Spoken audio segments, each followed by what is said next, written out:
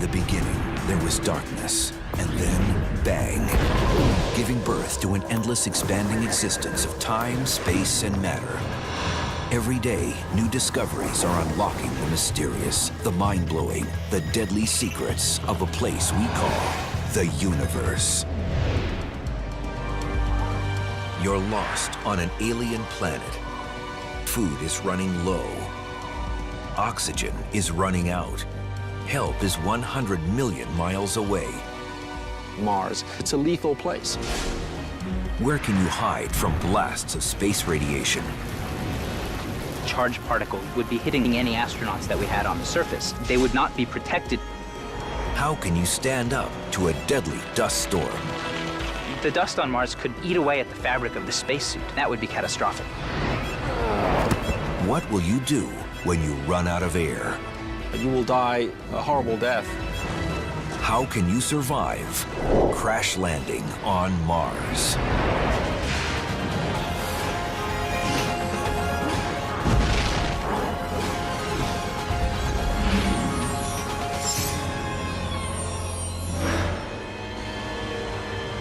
Humans crash landing on Mars. Struggling to survive on a hostile world. It's been a favorite theme of science fiction movies. They got a lot of things wrong.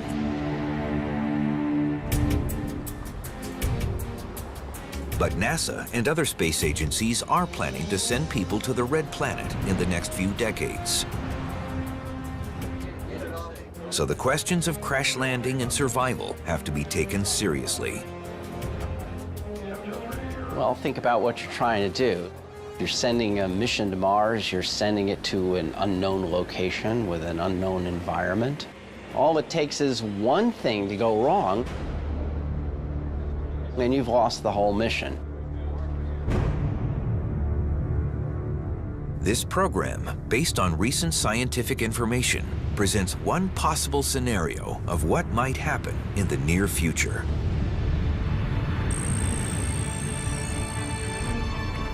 Imagine an international crew has been selected to explore Mars and set the stage for a permanent base. In old movies, such crews were brave, skilled, and resourceful. Well, the movies got that part right. The bottom line is that when you're dealing with a small group of individuals forming a crew, not a large community, but a small group of people, the specific individuals that you end up selecting is really very important. Who would you send to Mars? Not jacks of all trades who are aces at none. You want aces at many trades on your crew. The most important skill among the crew is that of mechanic. I would have 2 of the 4 members of the crew selected primarily for their ability to fix things. After mechanic, the most important skill among the crew is that of field scientist. People that are qualified to follow hints in the geology to find fossils or to find places where we could drill for water. Okay, in Star Trek terminology, 2 Scotties and 2 Spocks. But here's something old movies got wrong. The idea that humans will fly to Mars in a single needle-nosed spaceship. Unlike the case in many old science fiction movies, it's actually cheaper and more efficient to send a bunch of material to Mars on different rocket ships. If you try to put them on one rocket ship, it turns out that that ship has to be enormous and probably nuclear powered, and there's all sorts of dangers and problems associated with that. In most real-life scenarios, the Mars astronauts will land and leave in separate crafts. The Habitat Module, or HAB, will be their home during their 18-month mission on the Martian surface. They'll take long-range trips in a pressurized rover packed along with them on the HAB. A smaller rover for shorter trips has been pre-positioned at the landing site, along with the astronauts' ride home, the Earth Return Vehicle, or ERV. The ERV isn't just waiting for the astronauts. it's transforming Martian resources into rocket fuel and breathable air. The Earth return vehicle runs a pump which sucks in the Martian air, which is 95% carbon dioxide gas. And we can react that carbon dioxide gas with a small amount of hydrogen that we brought from Earth to produce a large supply of methane, fuel, and oxygen. A crew of 4 astronauts land on Mars near the Earth return vehicle. They use their habitat as their laboratory, as their exploration base, but when they're done, they get in the Earth return vehicle and they fly back to Earth. They leave the HAB behind on Mars, so each time we do this, we add another HAB to the base, and before you know it, we've got the beginning of the first human settlement on a new world. So where should we land on Mars? Well, Mars is a fascinating planet. There's a lot of interesting areas. It might be better initially to choose a region near the equator, especially a flat area, but also near geologically interesting features. One thing that mustn't go wrong is the HAB's landing technique, called aerobraking. Aerobraking is the art of using the friction of the Martian atmosphere to slow down a spacecraft. Imagine this ball is the habitat module entering the Martian atmosphere. The pole is Mars, a very skinny Mars. Now, I could use rockets to gently slow this thing down and land at the desired spot where this duct tape is. But that would require a lot of energy, which requires fuel, and that's heavy and expensive. Instead, we could let the Martian atmosphere slow the HAB down. See that? It's gently slowing down. And only near the very end, when it's getting very close to the surface, would we turn on some retro rockets and use a balloon parachute called a balloot to bring it to the desired location, like that. Now, the danger is that if the angle of entry is wrong or the speed is too fast, then in fact friction can overwhelm the heat shield, the aeroshell, and the HAB can burn up like a meteor in the Martian atmosphere. And even a slight miscalculation can lead to a landing that's too rough or in the wrong place. There's about 1,000 things that have to happen. You come in on a heat shield, you're going quite fast. You use the friction of the atmosphere to help slow you down the heat shield. The heat shield needs to be jettisoned. You need to aerobrake through the atmosphere as much as you can. You need to pop out a parachute to slow yourself down. You probably then need retro rockets at the bottom. You need to cut the parachute and get it away from you. This is extremely difficult, among the most difficult things there is to do. Then, a few miles above the surface, something goes very wrong. The HAB hurtles into a Martian dust devil of terrifying proportions. Dust devils on Mars are vortices in the atmosphere, so rapidly spinning columns of air that lift dust off of the surface and loft them into the atmosphere. Now, on Earth, dust devils may only be a few hundred feet high, but on Mars, they can be 3 to 4 miles high, so they're simply immense structures. The dust devil engulfs the HAB, throwing it dangerously off course. Tracking stations from Texas to Kazakhstan are following the descent. But Mars is so far away, it takes 18 minutes for the HAB's transmissions to reach Earth. When the signal comes through that the HAB is headed for a crash landing, the astronauts have already crashed. But where? And are they alive or dead? There's only one thing you can do at launch, and there's only one thing you can do at landing, and that's pray.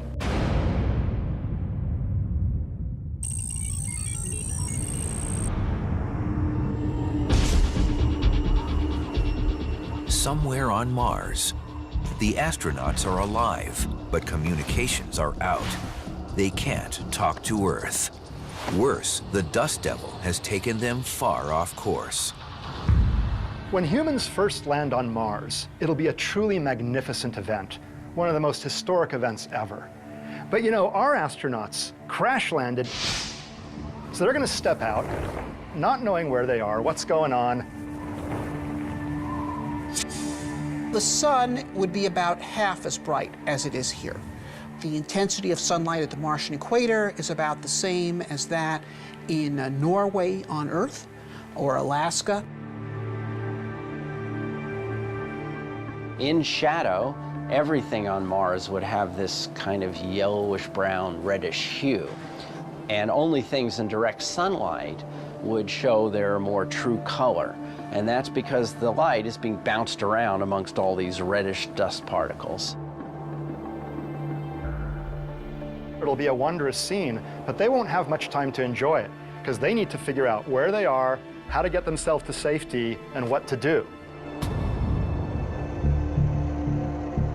How do you find out where you are on Mars without instruments? These 21st century astronauts fall back on an ancient technique: celestial navigation. The Martian moons, Phobos and Deimos, they're both in equatorial orbits. The point at which they rise, that would be due east. The point at which they set would be due west. At their zenith, to the extent they deviated from being directly overhead, that would tell you how far you were from the equator. The time of rise and set, if you compare that to an almanac, which you might have in your computer, would tell you your longitude. The results are shocking. They have crashed in the eastern half of the largest canyon in the solar system. Discovered in 1971 by the Mariner 9 probe and named for it, the Valles Marineris is just south of the Martian equator, several times as deep as the Grand Canyon, and as long as the continental United States. The astronauts are hundreds of miles from the Earth return vehicle. And there's worse news. The damaged HAB is leaking oxygen at a critical rate. It can't be repaired. The crew could be dead within days.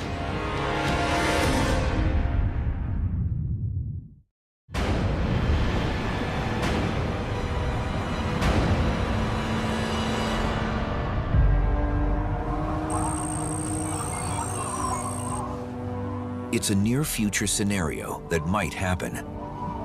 The first humans on Mars are hundreds of miles off course, stranded deep in the gigantic Valles Marineris. They can't communicate with Earth, and their damaged habitat module is leaking air. Almost every Mars movie imagines a breathable atmosphere in at least one section of Mars so the actors can take off their helmets.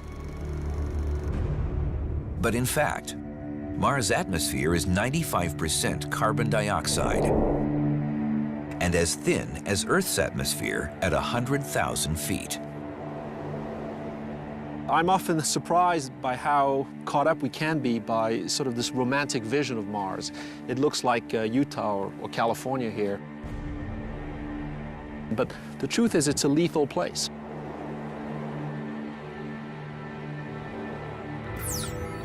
The astronauts have one chance, and they take it. They assemble the rover, which has a 3-week air supply. A pressurized rover is sort of your RV. You are living inside the rover. It's pressurized. You're in shirt sleeves. You don't have to be wearing a spacesuit while you're driving it or living or working inside.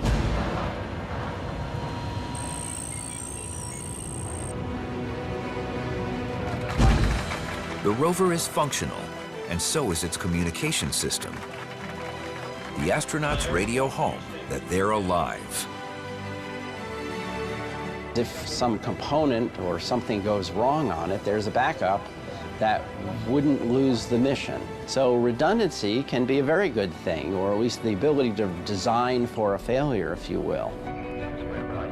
But the conversations are not like the constant back and forth of the Apollo moon missions.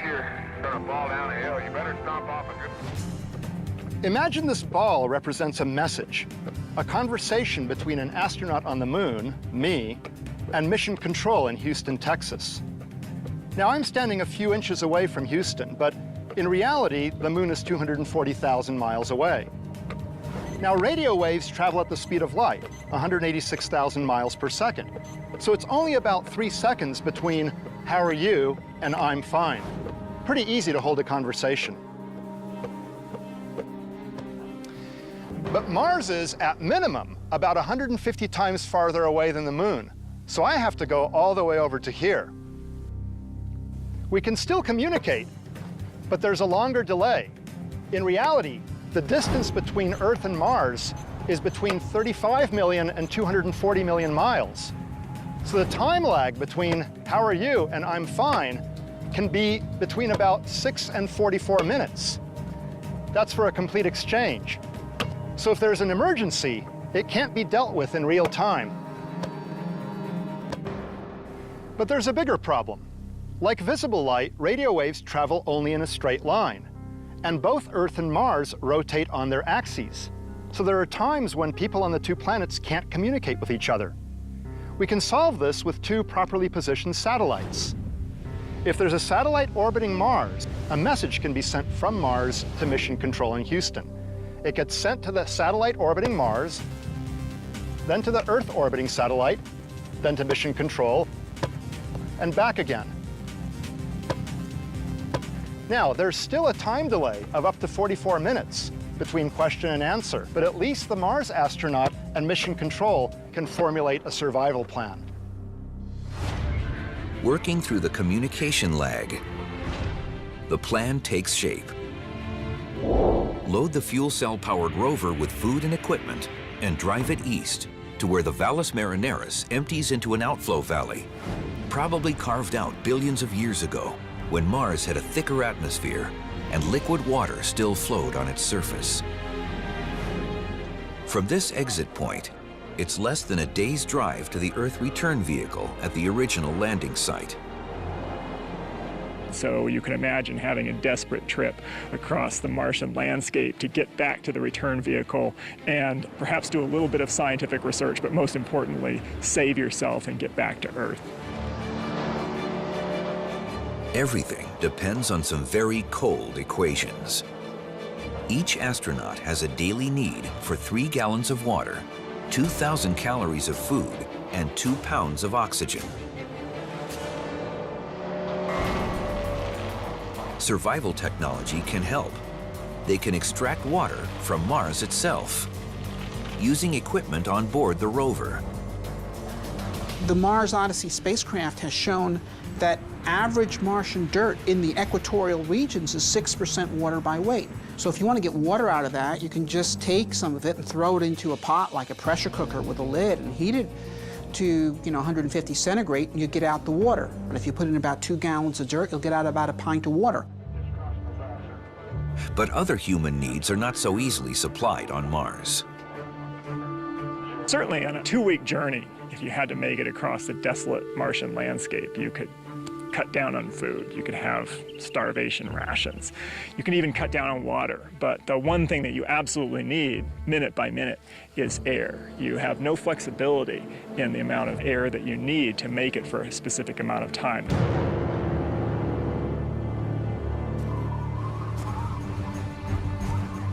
Despite the need to get to the ERV, there is enough air for several brief EVAs, or extravehicular activities.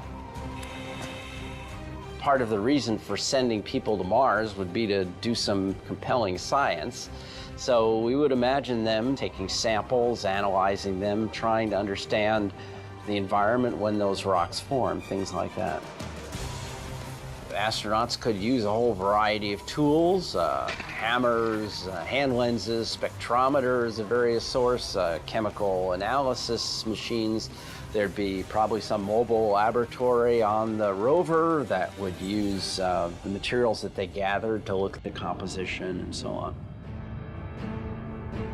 There's a number of theories as to how the Valles Marineris was created. It's still not fully clear how the structure came to be, but in most likelihood, quite a few processes were involved.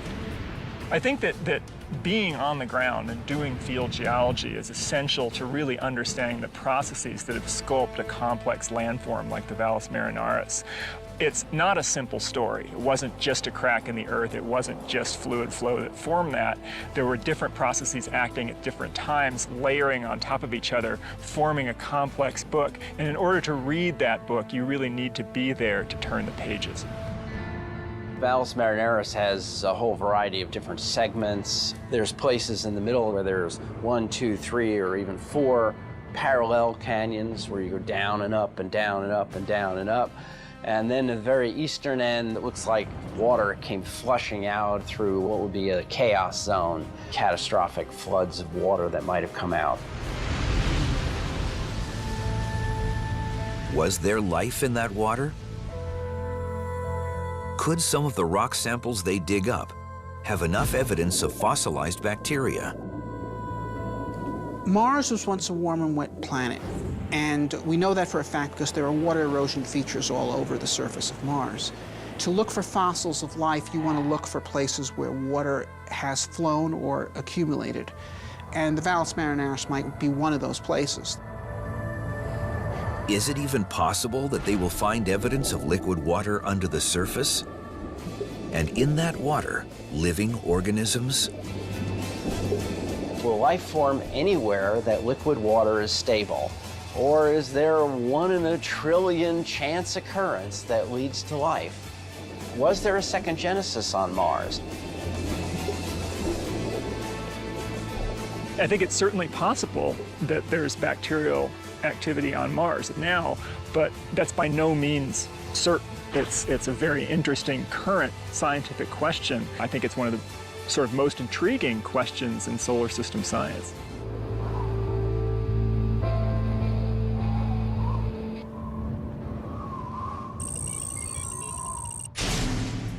Suddenly, the search for life pauses as the fight for survival resumes. Mission Control signals that a high-risk solar flare is headed for Mars. A solar flare is a tremendous outburst from a relatively small region of the sun.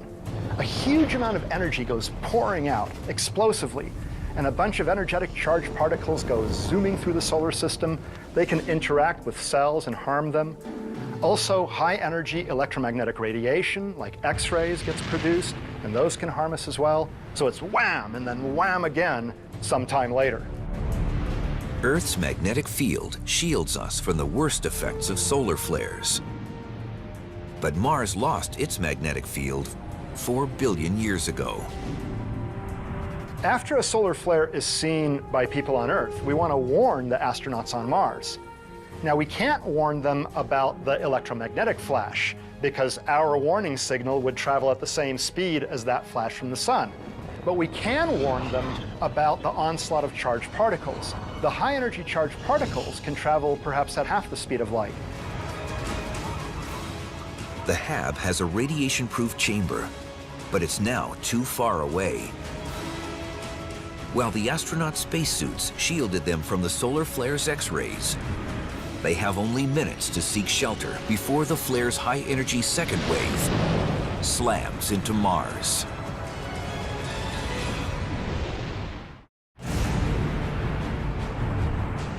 If a future human mission to Mars crash lands, the astronauts will have to contend with even more than the harsh Martian landscape. A solar flare of charged protons would be far more dangerous here than on Earth. Well, Mars doesn't have a magnetic field like the Earth does, so all of these high energetic particles and these charged particles would be hitting the surface directly and hitting any astronauts that we had on the surface. They would not be protected from all of these dangerous rays and these dangerous particles, whereas on Earth, we're comfortably protected by our magnetic field.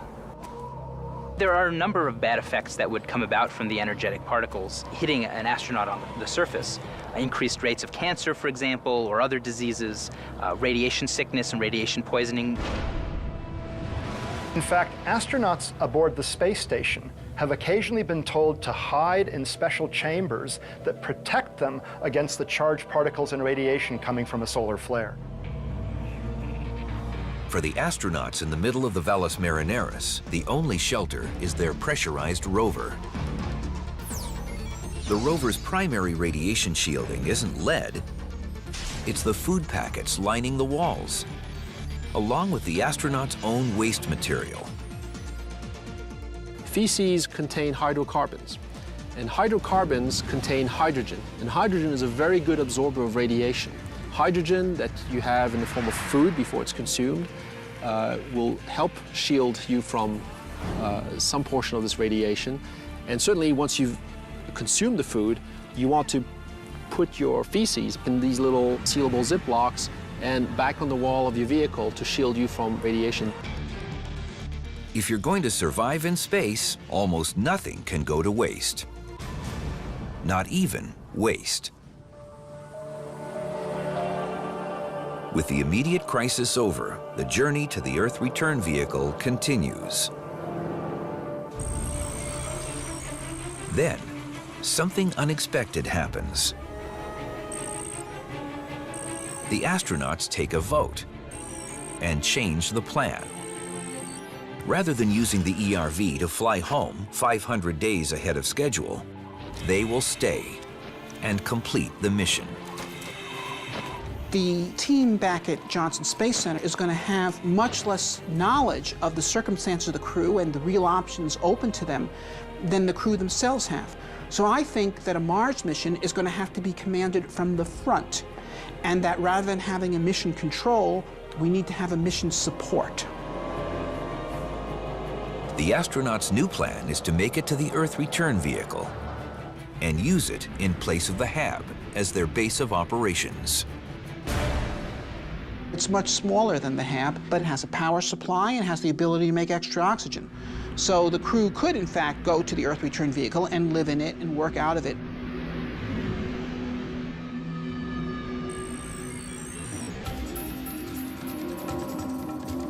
The astronauts' confidence in their survival shoots up as they reach the outflow channel at the eastern edge of Valles Marineris.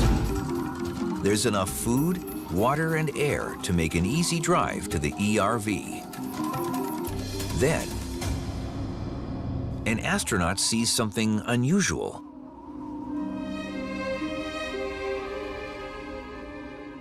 An exposed layer of rock that looks like it might contain something called stromatolites. On Earth, we had bacteria, and not just individual bacteria, but bacteria that formed colonies, which created rocks known as stromatolites. These are, you might call, the bacterial equivalent of coral reefs, where tiny organisms build up something big. This would be a logical thing to look for on Mars. Stromatolites on Earth provide the kind of evidence that we would expect to see on Mars. Not in that exact form, but it's the basic idea. Stromatolites were sort of mats of algae and then silicate-like material that built up and formed macroscopic structures which were then preserved. If something like that was going on Mars, that would provide an easy way of determining that life did indeed exist there. Many science fiction films are based on the idea that we'll find evidence of advanced civilizations on Mars.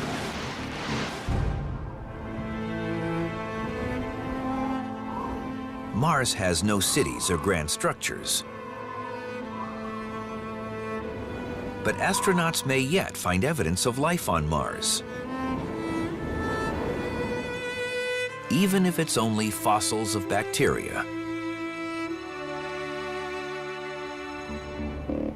With the rock samples loaded in, the rover tries to head off, but goes nowhere. One wheel is stuck. The astronauts cannot free it. Sand is sort of the death trap of Mars. And I wouldn't be surprised if, in future expeditions, we end up losing some crews that are on these long pressurized rover traverses to sand traps. They calculate the remaining distance to the ERV. Could they walk to safety? A spacesuit's full tank of air will only last 12 hours. It would take 30 hours of continuous walking. On the Earth, you can get stuck when you are doing all-terraining in sandy areas, but of course, on the Earth, you can just step outside the vehicle and breathe. On Mars, you won't have that option. So if your vehicle is stuck and there's no way to get it out of its predicament, you're going to watch yourself die.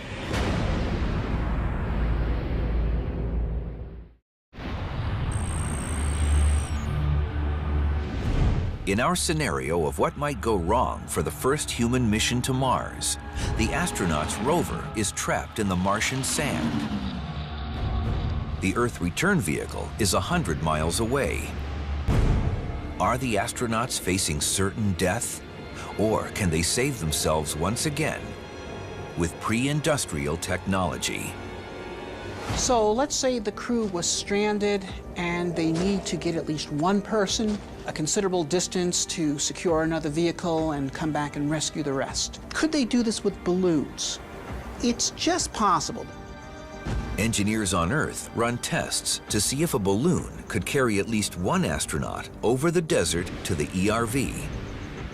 You could do this by stretching a synthetic membrane of some sort around a pocket of the surrounding air, just carbon dioxide. And then you'd have to heat the air inside in order to give it some buoyancy. Now, one way of doing that is having solar heating. Effectively have the membrane absorb solar energy, heat the carbon dioxide inside, it then expands, becomes buoyant, and lifts the balloon up. Any balloon that you would construct or fabricate on Mars would have to be very large to compensate for the very low density atmosphere.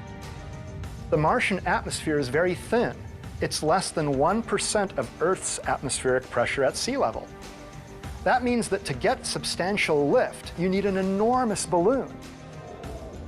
A balloon that is 10 meters in radius is probably enough for one astronaut in a spacesuit. Why would a crew on Mars have a balloon that big? They probably wouldn't, but they might have a large number of balloons used for scientific purposes that were smaller than that. The risky plan is put into action. In a makeshift harness, one astronaut rises into the Martian sky. A mile up, winds blow her towards the ERV at 60 miles an hour. On Mars, the prevailing winds near the surface blow from west to east, and we want to go from west to east, so that's good for us. One of the big problems with this scenario is the precision at which you could hope to reach your destination. But if you could then come down within hiking distance of your destination, it takes some luck, but it's possible. Mars has only 38% of Earth's gravity. Science fiction movies usually forget that fact and have astronauts operate in normal Hollywood gravity.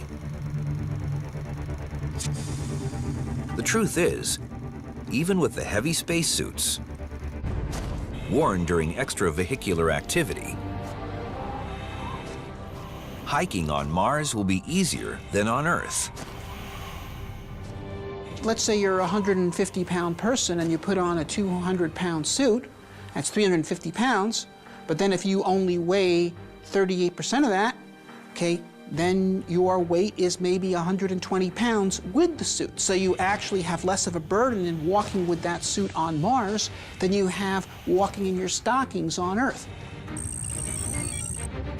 The astronaut lands successfully and manages to hike to the ERV and the two-person rover. Everything's in working order. So one of the astronauts gets into a dune buggy rover, comes back to the pressurized rover, takes one of the astronauts, brings that astronaut to the Earth return vehicle, then goes back and forth a couple more times to get all the astronauts over to safety. That's the plan. But then a new danger arises. A storm of red dust. The sun would get dimmer in the sky, and it would continue to build, and you'd see from horizon to horizon this pretty thick, dusty, swirly mass in the atmosphere. But what causes dust storms on Mars? That's what Lisa Abdel-Fattah of Anaheim, California, emailed Ask the Universe.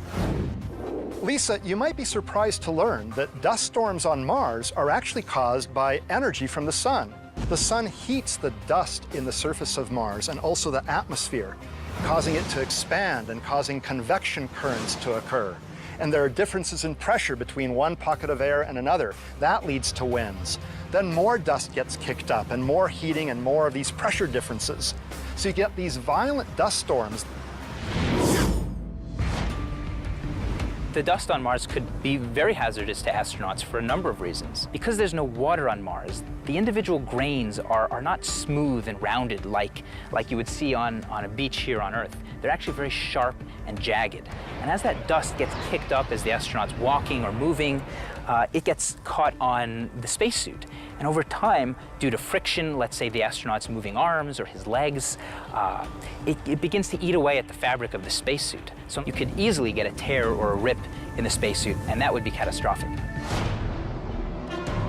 Despite the dangers, the astronaut takes the small rover, loaded with extra oxygen, out into the storm. And one by one, she brings her crewmates back to the Earth return vehicle. But just a few feet from safety, the abrasive dust tears a section of the commander's suit, exposing him to the near vacuum of the Martian atmosphere.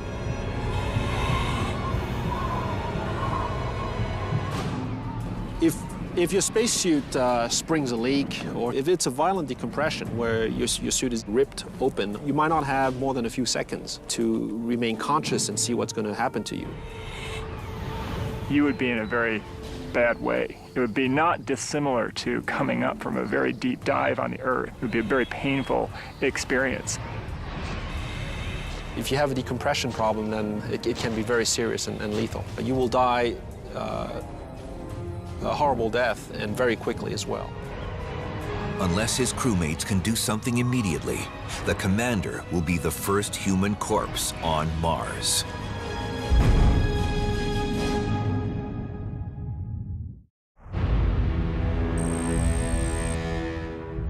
In our scenario of the near future, the first explorers on Mars have survived a near-fatal crash and a dangerous trek across a hostile planet. But now, a storm of abrasive dust has torn a hole in the mission commander's spacesuit. It's the one thing the astronauts fear above everything else. You've got 10 or 12 seconds before you lose consciousness. You'd better exhale right away. Empty your lungs, because otherwise they'll quickly expand and rupture.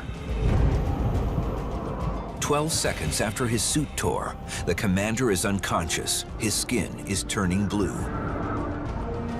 His crewmates have less than 90 seconds to get him through the ERV's airlock and administer emergency oxygen before his blood circulation ceases and his organs shut down forever. After you've lost consciousness, you hope that someone will hook you up to pressurized oxygen within the next minute and a half. If you don't get hooked up, you'll die for sure. If you do get hooked up and you start breathing oxygen again, it turns out that when you come to, there's usually not much permanent damage. The commander survives with seconds to spare. Despite his injuries, he will make a full recovery.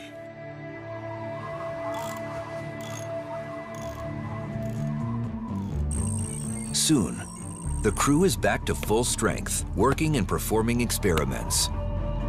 The exploration of Mars has begun in earnest.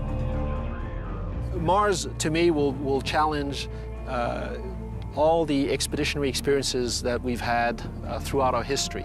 It will take all the best lessons learned from all past expeditions, the polar ones, the ones through the jungles, the ones through North America. Mars is a super challenging place. It's very unforgiving. Here on Earth, if things go wrong, we can rely on there being air to breathe and water to drink. On Mars, if something goes wrong, then the situation is automatically much more serious. But the astronauts have proven that they can adapt to the Martian environment. Like polar explorers, they protect themselves from the frigid temperatures. Like desert explorers, they learn to live with the ever-present dust. In our own desert station that the Mars Society runs, we brought out a really superb microscope, but it was disabled by dust within a few weeks of its arrival.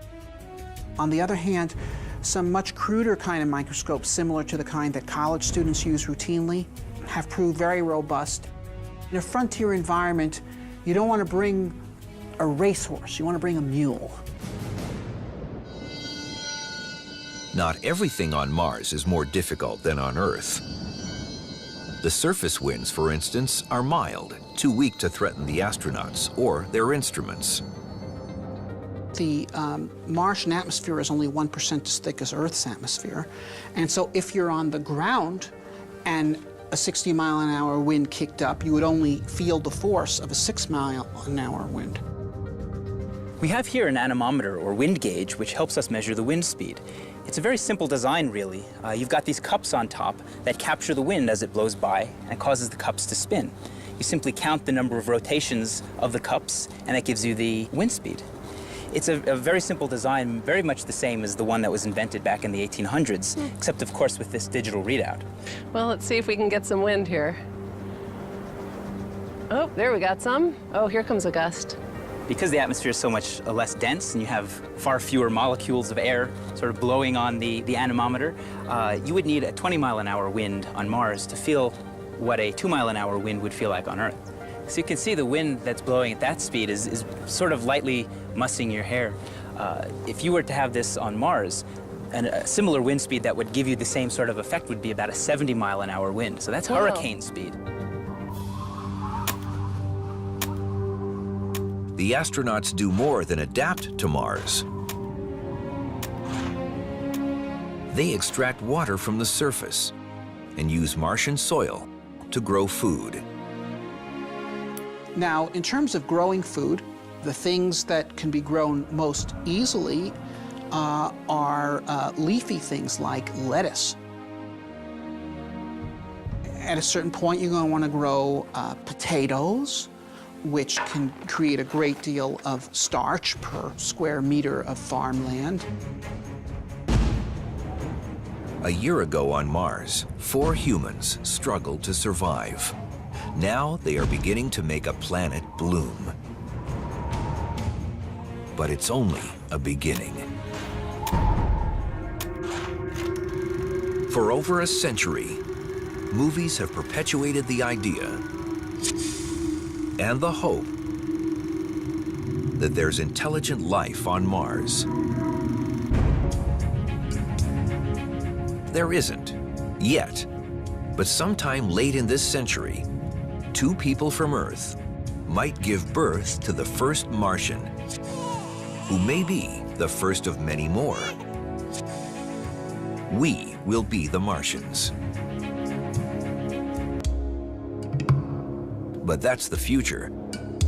For this first mission, time is running short.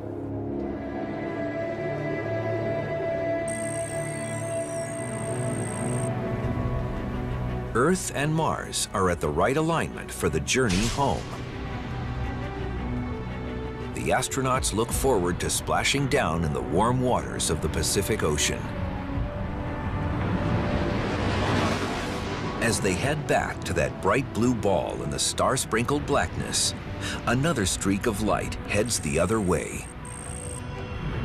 It's the second manned mission, heading for a rendezvous with another pre-positioned ERV. There's plenty of risks associated with the human Mars mission. But if you look at human history, one thing is clear: nothing great has ever been accomplished without risk. And nothing great has ever been accomplished without courage. If we send humans to Mars in our time, if we establish that little Plymouth Rock settlement on Mars in our time, which is what is within our capability, then 500 years from now, there will be new branches of human civilization on Mars and on many worlds beyond. It's the birth of the future.